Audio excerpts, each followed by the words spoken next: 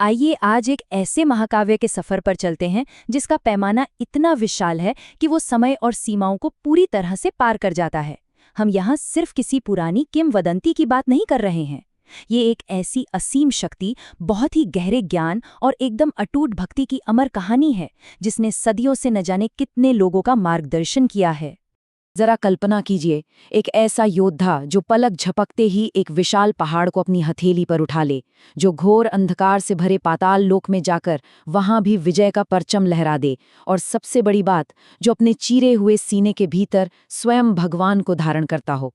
कौन हो सकता है वो? यही सवाल हमें इस नायक की बिल्कुल रोंगटे खड़े कर देने वाली यात्रा के एकदम बीचों बीच ले जाता है। अब हिंदू मान्यताओं में चिरंजीवी का कॉन्सेप्ट बहुत दिलचस्प है। चिरंजीवी यानी ऐसे अमर प्राणी जो इस धरती पर अनंत काल तक रहने वाले हैं। पूरी पृथ्वी पर ऐसे केवल 8 चिरंजीवी माने गए हैं, और आज के हमारे इस कथा विश्लेषण के केंद्र में जो दिव्य सत्ता है वो इन्हीं में से एक हैं, श्री हनुमान। एक ऐसी अजेय शक्ति जिनकी मौजूदगी युगों युगों से इस पृथ्वी पर बनी हुई है। 85,58,112। चौंक गए ना? सटीक ज्योतिष गणनाओं की माने तो ठीक इतने वर्ष पूर्व त्रेता युग के अंतिम चरण में इस परम शक्ति का जन्म हुआ था, नासिक के अंजनेरी पर्वत पर। माता अंजना, वानर राज केसरी और आध्यात्मिक पिता पवनदेव यानी वायु के अंश से।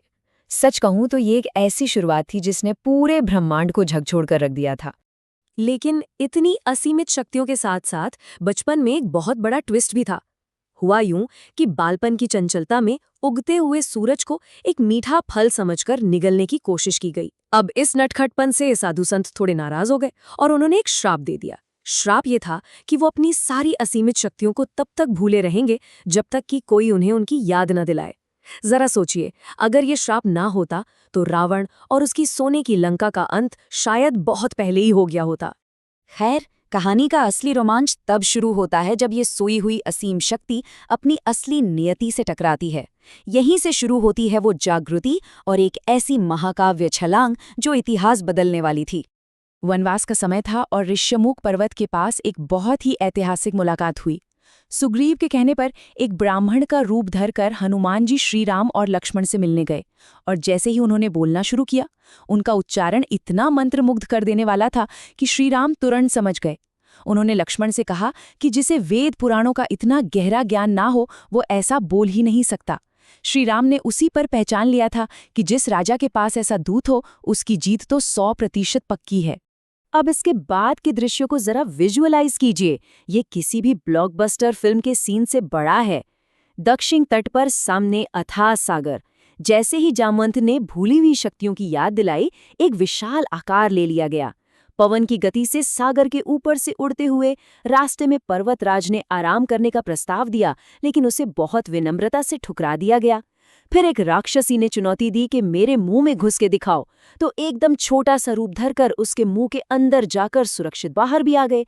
अपनी इच्छा शक्ति और गजब की चतुराई से हर बड़ी से बड़ी रुकावट को पार करते हुए आखिरकार लंका में प्रवेश हो ही गया। लंका पहुंचने के बाद जो हुआ वो तो और भी अद्भुत है। माता सीता से मिलकर उन्हें सांत्वना देने के बाद प्रतिशोध की ज्वाला भड़क उठी। रावण के बेटे मेघनाद ने जब ब्रह्मास्त्र चलाया तो ब्रह्मा जी का सम्मान रखने के लिए स्वेच्छा से बंदी बनना स्वीकार किया गया, ताकि रावण की असली ताकत का अंदाजा लग सके। अहंकार में अंधे रावण ने पूंछ में आग लगाने का आदेश दे दिया, और फिर पूंछ को इतना लंबा कर दिया गया कि लंका के सैनिक घबरा गए। उसी जलती हुई लगातार बढ़ती पूंछ से रावण की उस अभेद्य सोने की लंका को राख के ढेर में बदल दिया गया। लंका दहन के बाद कहानी अपनी सबसे भावुक और नाटकीय मोड़ पर आती है। ये वो पल है जहां दांव पर बहुत कुछ लगा था और भक्ति की सबसे कठिन परीक्षा होने वाली थी।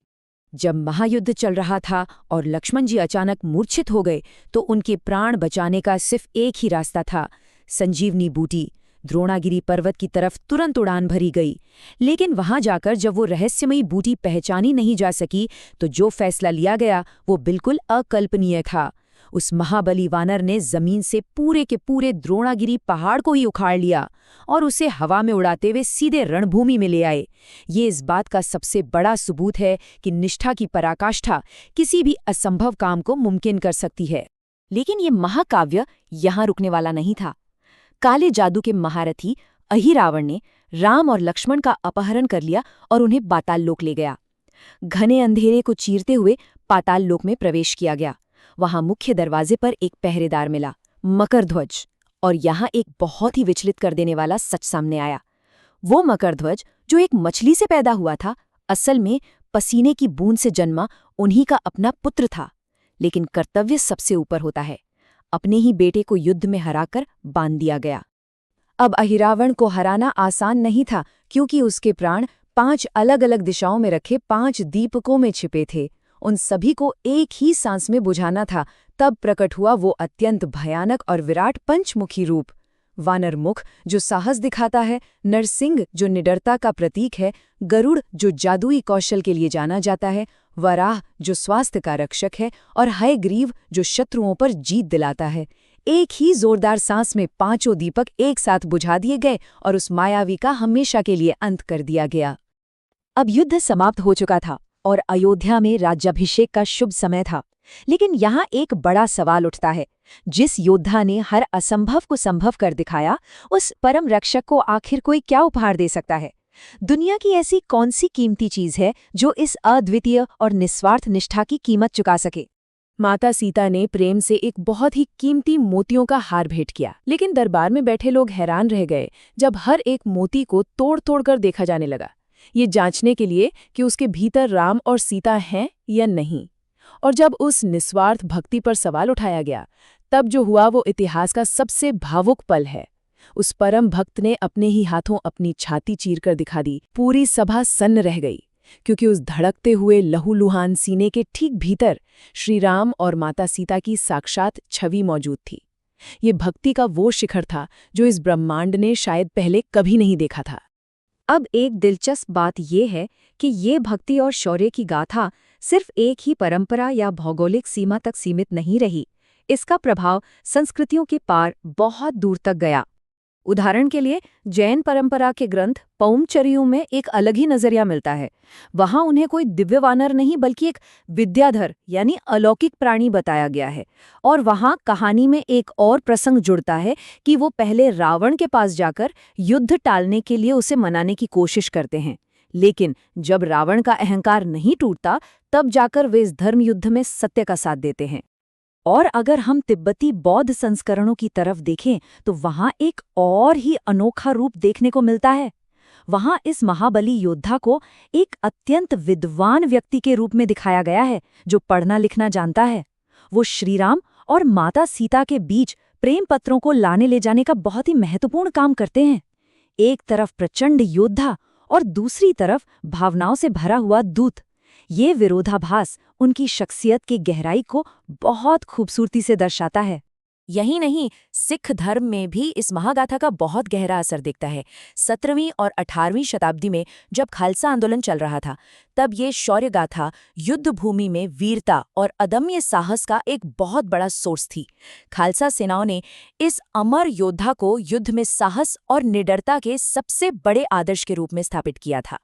इतने सारे रूप, इतनी कहानियां, तो जाहिर है नाम भी अनेक होंगे, और हर नाम एक अलग पराक्रम की कहानी कहता है।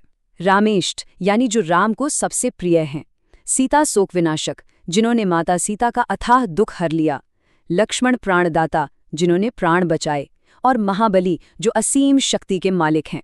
बचपन में इंद्र के वज्र से ठोड़ी टूटने के कारण ही उनका नाम हनुमान पड़ा था। सच मानिए, हर एक नाम अपने आप में एक पूरा महाकाव्य समेटे हुए है। तो इस पूरे कथा विश्लेषण के अंत में एक बड़ा और गहरा सवाल हमारे सामने आता है। एक ऐसा चिरंजीवी प्राणी जिसके पास अपार भौतिक शक्ति थी, लेकिन उसकी सबसे बड़ी और असली ताकत उसका अटूट विश्वास और उसकी निस्वार्थ भक्ति ही रही।